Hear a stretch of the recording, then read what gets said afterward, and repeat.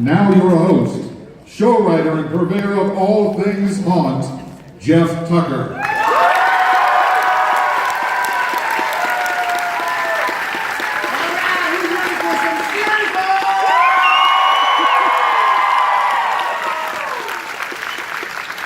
Somebody scream, come on!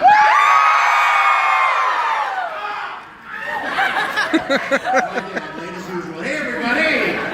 Welcome everybody, I'm Jeff Tucker. I couldn't be prouder to be up here to talk about my favorite event of all time, the greatest Halloween event of all time, Knott Scary Farm. All right, ladies and gentlemen, Knott Scary Farm is we not only invented the theme park Halloween event, we also perfected it.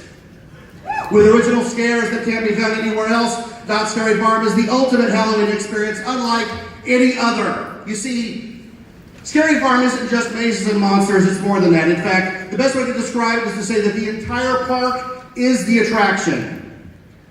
Every inch of Knott Scary Farm is transformed into Knott Scary Farm. No cobweb is left unhung, no strobe light left unblinked. Once you enter the gates, there is seriously nowhere to hide from the terror. Nowhere to hide from the terror. And this year we're transforming Knott Scary Farm like never before, making it a completely immersive experience from the moment you walk through the gates until you leave terrified hours later. Today, as a thank you to the most amazing fans in the world here at Midsummer Scream, we're going to take an in-depth look at what makes our park so immersive and reveal something brand new for 2018. Are you still with me? I love it. All right, I want to welcome our panel. Please welcome the Vice President of Entertainment, Ken Parks. Producer extraordinaire, Eric Nix. Scenic designer, Gus Kruger. Scenic designer, Daniel Miller. And costume designer to the stars, Tim Barham. All right, these folks up here you see represent just a small portion of the massive team that helps put on Knott Scary Farm every year. Thank you for joining us today and allowing us to take a deep dive into what makes Knott Scary Farm so unique, everybody. All right, we're going to start with you, Ken, as the Vice President of Entertainment. Why do we say that Knott Scary Farm is such an immersive experience, and what does that mean? Hey, before we do that, I just want to thank our monsters. So thank you to all of our monsters. Do we have any monsters in the crowd today? We love you guys. So, I mean, they really are the major part of what makes our event so awesome. Why we call it an immersive event? Well, for us it's really a commitment to kind of what you said in your introduction, that we want our park to be this theme park attraction that stands alone. And what I mean by that is that the entire park becomes the attraction. We want to get away from the idea that we're just somehow a theme park that has haunted mazes or attractions. We want every inch of our park to be something that you can discover, and that's something that can be terrifying. And to be just really an awesome, cool experience. I went to, my first haunt was in 1984, and that's kind of the great thing about this panel and the folks who work for us. Almost everybody started as a fan. Let's go down the line. I went first in 88. All right, 96. Gus? 2000. Get out. Good panel, guys. Daniel? 82. 82. Tim? 91. I'm not from here, so my first time was when I went. Hey, I didn't know about it. Who did I you still beat Gus by 9 years, so. That's even worse. I never came as a fan. I worked my first year, so I didn't go to Knott. So you were a monster. Yeah. Let's hear it for the monsters. So, Take us to 1984, Ken. Well, in 1984, I had no idea what I was about to walk into. And you have to remember that that was a time where there was no internet. So there was no possibility of watching a walkthrough video. There was no possibility of seeing snaps of what the event was. It basically was a radio commercial that said, hey, Wolfman Jack is going to be at this event, and it's the greatest Halloween party ever, right? Which I'm not so sure that why Wolfman Jack was the pull for me to get me there, but that's okay, I went, and I was blown away by what it was. You know, the spider webs all over Ghost Town, the Howling Wind soundtrack, the skull up on on Timber Mountain. And so, you know, for us as fans, we want to get back to those kind of things. Last year you saw us as we keep pushing this idea of total immersion. You saw that the return of the cobwebs came back to Ghost Town. You saw the skull back up on Timber Mountain. But we want to keep heading in that direction, but we also don't want to live in a place where we're just recreating the past. We also want to keep moving forward. You know, Knott's has always been an innovator. You know, it's where it all started. And so we want to keep looking. You know, we've been doing a lot of work on alternate storytelling with our Ghost Town Alive event, and we want to keep bringing that total immersion idea into Haunt as well. Right, you were talking about where it all began, and Haunt really began right in the heart of Ghost Town. That was where the event began. It's where the streets began. It's where a lot of history is. Eric, you want to talk about that? Yeah, I bet a lot of people in this crowd don't know how it started, but in 1973, Walter Knott basically decided to go all in on a Halloween event. And what he did was he handed out a few Planet of the Apes masks to some of his associates. We're bringing those back. Oh, right? Stacked a few people inside the mine ride and hung up some cobwebs like Ken mentioned, and the Scary Farm was born. And it really was out of necessity because fall was a kind of a slow time for the park, so he's looking for a way to attract more guests. And really, what I like to remember is that, you know, that first year, 1973, that was a 3-night event, and all theme park Halloween events can kind of trace their roots back to Knott's Scary Farm from those initial 3 nights. And back then it was only, you know, we had monsters inside the Peekins, and then they were eventually unleashed on the crowds, and the art of the scare was born. The first year they were locked in the Peekins. Yeah. Well, but Great it time. didn't last too long, right? And then they broke out essentially the Peekins, and then unleashed on the world, and sliding was invented in Ghost Town as well. And I have to think that we're doing pretty well because this is our 46th year. 46, yes. And you see that picture there in the top corner, those are the apes there. You can see them walking. And right below that's John Waite decorating the mine ride. There's the witch from the first hanging. And then there's Seymour, the host of the first Scary Farm. So anyway, okay, so last year we introduced a whole new element to the scare zones. They were called atmosphere characters. Atmosphere characters. They were a big hit. Can you want to tell us what's an atmosphere character? Well, you know, what I love about Knott's, I'm not a big fan of promising things or spoon-feeding the audience. I want our guests to discover and have these Easter eggs that are around every single corner, right? And so we kind of leaned into that. I had a story that happened to me back in 1984 that sold me on the idea of finding things within Haunt.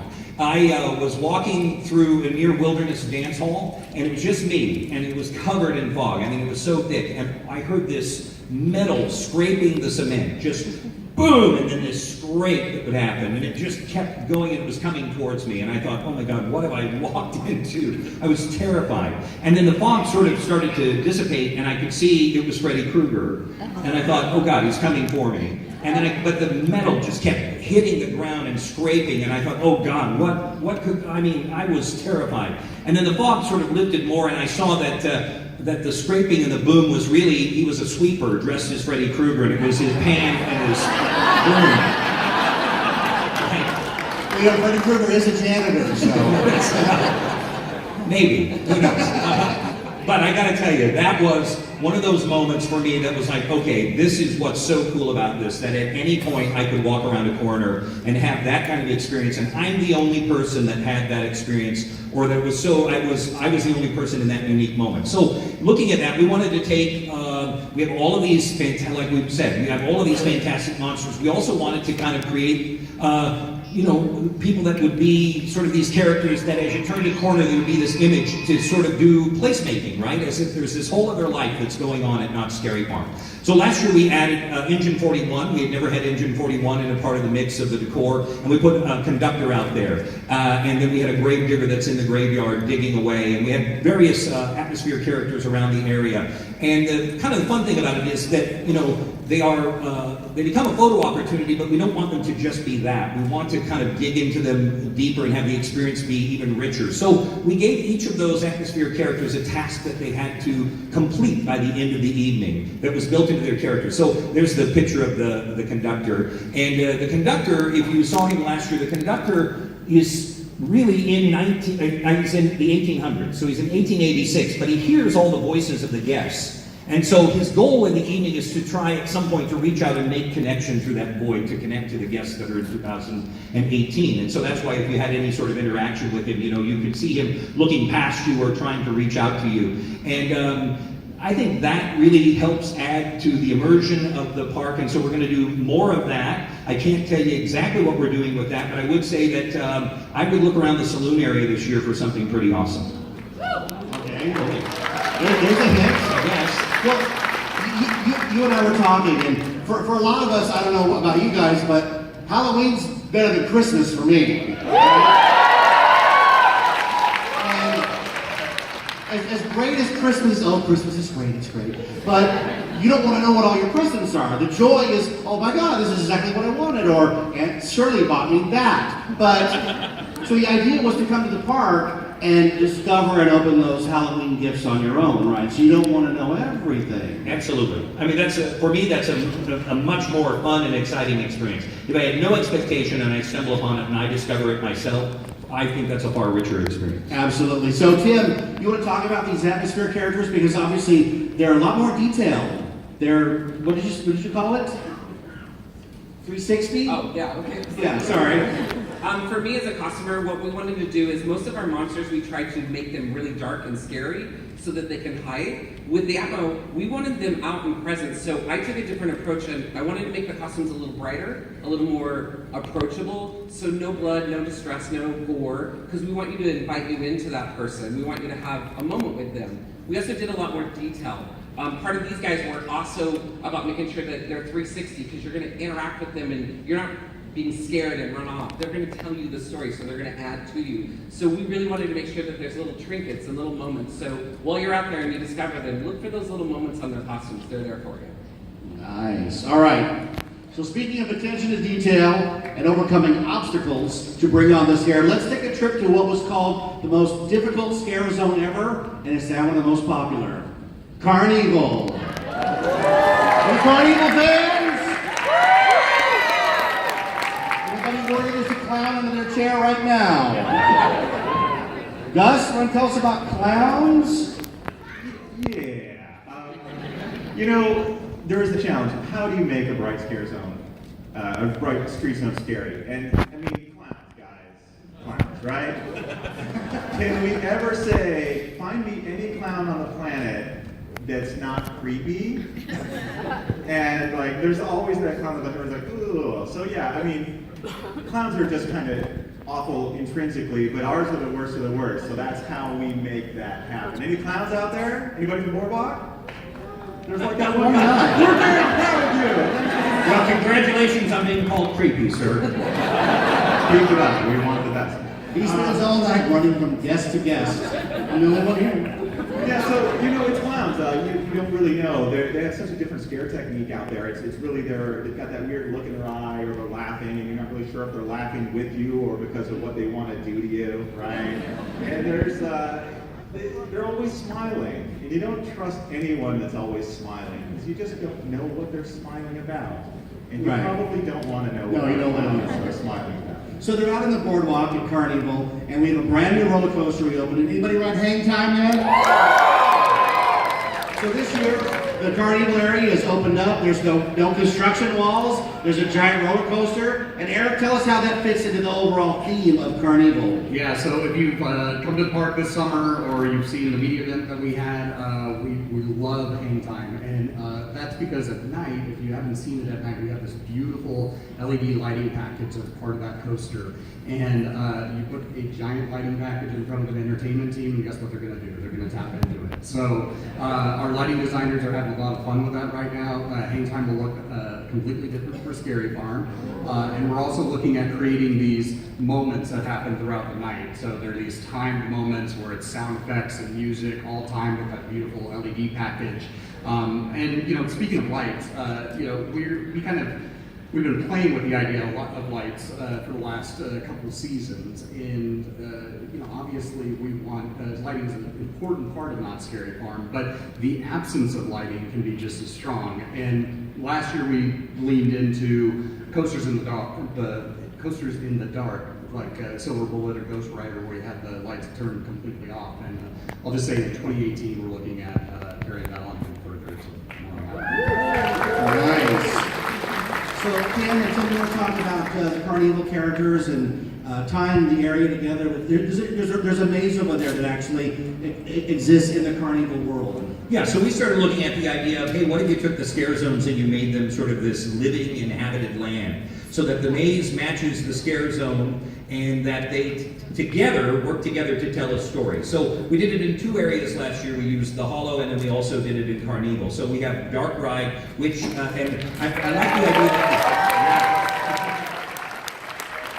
like the idea that you can get into the story either by going to the maze or going to the scare zone, and vice versa. And we're going to continue on that path. All right, and then Tim, you're talking about freshening up some of the costumes. Yeah, we looked at Boardwalk. When Boardwalk first started and the clowns were out there, for me as a customer, I had a huge challenge because I had these huge roller coasters to compete against. They were bright colored, and for me, I couldn't compete. There was no way I'm going to compete with that coaster. So what we did is we took a look at how we can change the color to be a point. So we put everything in sepia tones. The only color that you see out there is red. That's the pop. So no matter what clown you see, they have some form of red. So this year we went back and it needed some love. So we're freshening up our clowns and making them a fresh new look, so they'll be out there looking for them. You'll find all the red tones are still out there, but just a nice, clean, fresh clown to scare you. That's important. Always. All right, so that was Carnival. Now let's talk about something new called Awaken the Dead in Fiesta Plaza, Fiesta Village. We're going back to a dance party in Fiesta Village. So it's an all-night dance party, not a scare zone. And Eric, you want to tell us a little bit about Awaken the Dead? Yeah, absolutely. So, you know, the last few seasons we've had a scare zone in Fiesta Village with Fiesta de los Muertos. I knew it was going to do that. And, you know, really, we like the scare zone. There's some great characters out there, but they really can't compete with the juggernauts like Ghost Town and Carnival. And then across the park over at Calico Mine Stage, last season we tried having a DJ out there. And ultimately we felt like the hanging stage wasn't the right place to put that DJ, but we definitely needed some sort of all-night dance party. And that's kind of where Awaken the Dead came to be. So we decided to move that DJ back over to Fiesta Village and really lean in heavily on the idea of having a dance party. So look for a brand new produced dance party out there. All right, Gus, you want to expand on that? A little bit, yeah. I mean, we all know Dia de los Muertos is a celebration of the dead. So why would we not have the dead celebrate, right? Right. Makes sense. Naturally. So what we're trying to do is we're trying to take all the energy of the DJ and just make that zone a living, breathing thing where it is fun. It's a little bit of a respite from the fog, but you're still in the mood and you get a little bit. People like the DJ, people want to go have fun, and we give them an opportunity to maybe not be scared for a minute, have a good time, but still be in an immersive environment. And with this freshening up and going back to this, we're actually able to bring a couple cool new characters in. And what would those be, Tim? Well, for you guys who've been to clubs, we usually have a wonderful time. I'm not a great dancer, so I need something to watch and judge. So we're gonna create some new characters. They're gonna be called our Sugar Skull Go-Go Dancers. Something for you guys to see and watch and enjoy the costumes up there. There's also gonna be stilt walkers out there. We got some of the best stilt walkers out there in the business, and they're gonna be out there on the dance floor dancing with you, so you won't be able to miss it. All right. So that's Awaken the Dead, Fiesta Village. And this is just one of the new shows that we are bringing back to the park. Ken, you want to tell us about that? One of the things that I've always loved is the entertainment that is created just for Knott's Scary Farm. In the past couple of years, we've gotten away from having what I would call a full lineup of shows. So this year, I've tasked the team to let's head back in that direction. So we're bringing back shows back into the park as well. So not only will we have these, fantastic mazes that are rich in detail, will we have these areas that you can go to a dance party, you'll also have an opportunity to see Halloween shows created for a Halloween event. Nice. And we talked earlier about discovery. One of the big discoveries that the guests enjoyed last year was the Hollow. Guests followed an intricate storyline where a witch hunter was trying to battle the trio of witches for control of the Hollow. Daniel, you want to tell us about the Hollow? Well, the overall tone of the Hollow was very autumn-esque. Hot Halloween, carving pumpkins, twisted trees, dropping the leaves. So we really wanted to recreate that. The best place for that was Camp Spooky, because of all the trees and the natural coverage of the leaves. The overall story, as you mentioned, were three witches are trying to gain control of the zone, and a witch hunter is after them, hunting them down. And one thing that we wanted to do, as Ken mentioned, was the sense of discovery. So when guests came in, they weren't exactly sure what was happening, but there was little vignettes that were, little scenes that were coming out throughout the zone that would all round up to this finale of this burning Wicker Man. So we didn't advertise it. You're sort of lucky to stumble upon it, but that was part of what we wanted to achieve, was to get this sense of discovery. Another part of the zone that we really liked was to try to tie it in with the maze. Much like Carnival and Dark Ride, the Pumpkin Eater and the Hollows had a tie-in. So the Pumpkin Eater character actually is a character in the Hollow zone. Yeah, now, one of the great things I had last year was I monitor a lot of the social media, and it was all the fans discovering the Hollow moments and trying to put their own timeline together. Did you see this one? Did you see, like almost like virtual trading cards? It was awesome. Did you guys enjoy the Hollow last year? That was fantastic. Thank you, Daniel. All right, who's ready for something brand new for 2018?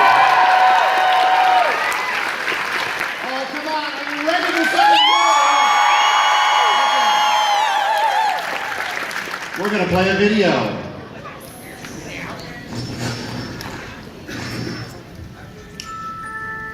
Into the hollow marsh our mortal remains we commit, and from these muddy tombs we shall rise from the muck and fire, and lo, the forsaken souls of the lake shall bow down to death's grip no more. Don't as the earth goes by, for you may be the next to die. They wrap you up in a bloody sheet, roll you down to 6 feet deep, like that you in the plywood box. The harder wall, wet mud and rock, it all goes well.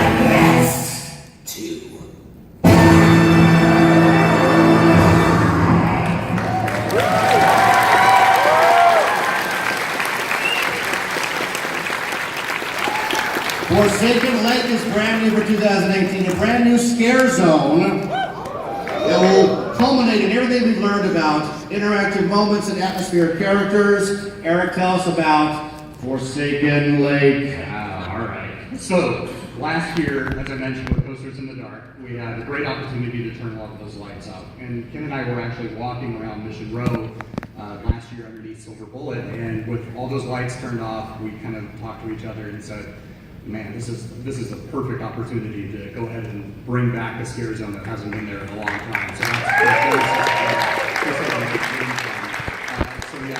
Coasters in the Dark, and that's where we're headed, is Mission Row. Anybody remember the swamp, where it was? Remember the name? Daniel, you want to continue? Yes. Being on Midsummer Bullet, we figured the best thing that could possibly be, the best theme that we can choose, because we're constantly looking to match the area with the theme, is we see a lake, and we said, well, Forsaken Lake, which is this New Orleans-esque crypt, sarcophagus, fog-covered, seaweed-covered, with roaming monsters that are all waterlogged, a little bit Victorian in nature. So we really wanted to create this feeling, and we learned from the Hollows that we wanted to inspire it with some interactive moments. And we wanted to put in this procession, like you saw in the video, this procession that would start at one end of the scare zone and go to the other end. And so throughout the night you'll see this. And it's another thing that you kind of discover. We won't exactly tell you when it's going to happen, but you have to kind of discover it on your own.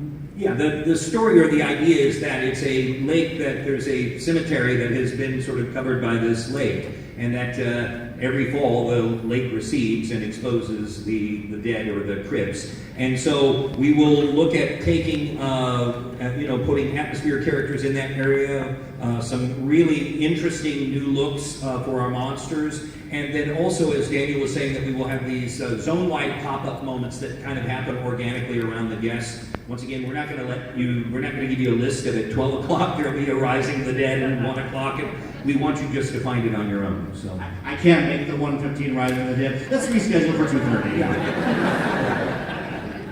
For me, what's really awesome about Forsaken Lake is obviously new scare zone's always great, but this one we have these cool throwbacks to where we've been with our history. We're going back to where we were with the swamp, because that was a really fun scare zone there. And with the swamp, you did have some set pieces out there, so we're going to play a little bit more with having a little bit of set pieces and enhancing a scare zone in that way. Another thing that to me is a cool throwback is with the procession that is going on in Forsaken Lake. It's very, very much pays homage to what we did in the Gauntlet with the Death March, so that there's that one guy that's like, yes! but he's a clown, so it doesn't count. Yeah.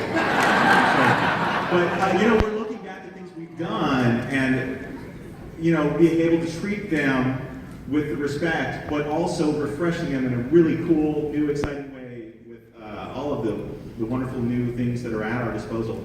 And this really has some fantastic new looks from Mr. Barham. Well, my team and I, we're a small team. Let me give you some insight. There's only 26 of us, and we're responsible for every costume out there. So I am so blessed to have such a strong.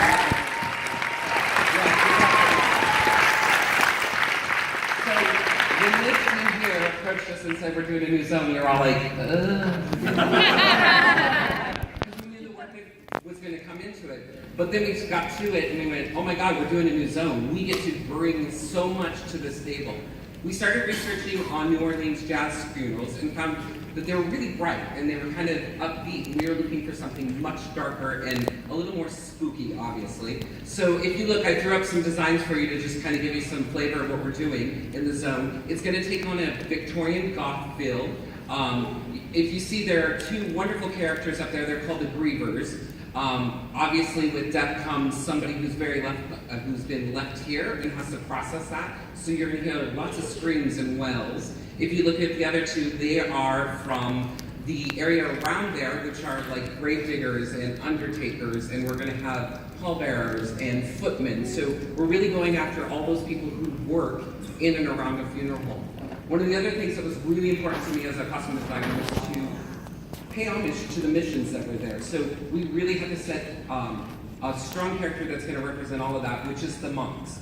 The other thing that was really also important was color palette. When we started doing our research, we started looking at lakes and what they looked like at night. And one of the things that really jumped out was the silvers, blues, and greens. If you look here, these are two of the characters in there. They're called the Reapers. They are the head characters throughout the area. They are our angels of death. So for me, I was looking to try to make sure that from a distance, you really wanted to approach, you wanted to get close, and you want to see what that was offering, and then when you get too close, they reap your soul. For free. Nice. That is Forsaken Lake, everybody.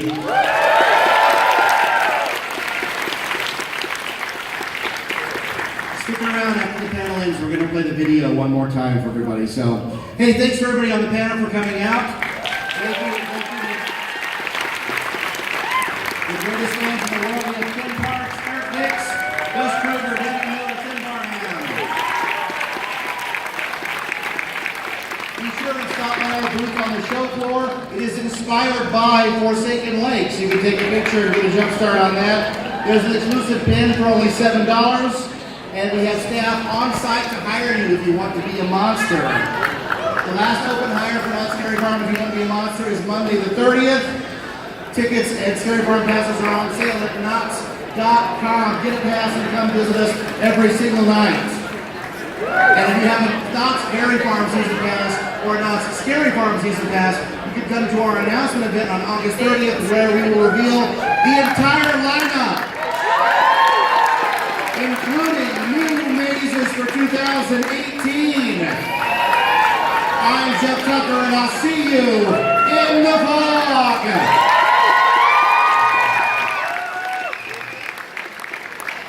Ladies and gentlemen, at this time we ask that you gather your belongings and please exit so that we can prepare the theater for our next presentation.